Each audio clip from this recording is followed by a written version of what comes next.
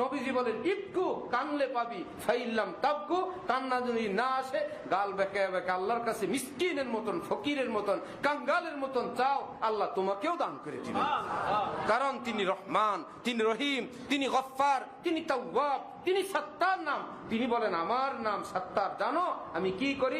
সিদ্দুন থেকে সাত্তার অর্থ পর্দা দিই। তোরা ভুল করো, গুনাহ করো, আমি আল্লাহ না ওটারে পর্দা দিয়া ঢাইকা তোমার ইজ্জতটা হেফাজত করে ফেলি। কাউকে জানতে দেই না, বুঝতে দেই না, না হলে জুতা ছিল তোর কপালে, ঝাড়ু ছিল তোর কপালে, জুতা ঝাড়ু জুতার মালা দিয়া বাইর করে দিত সমাজের লোক। আমি যে মাওলা সাত্তার, কেবল ঢাইকা ঢাইকা রাখি, কেবল ঢাইকা ঢাইকা রাখি, কাউকে জানতে দেই না, বুঝতে দেই না। আরেক অর্থ তোর ভিতরে কত পেশাব পায়খানা আমি সেটাকেও ঢাইকা রাখি। আরেক অর্থ তোর মনে কত কুকথা, আকথা, কত কুকল্পনা, আশেপাশে চিন্তা, আমি যে সাত্তার পৃথিবীর কাউকে এমনকি ফেরেশতাকেও লিখতে দেই না, আমি আল্লাহ সেটাকে ঢাইকা রেখে দিই। সুবহানাল্লাহ। রব্বুল আলামিন বলেন আমার একে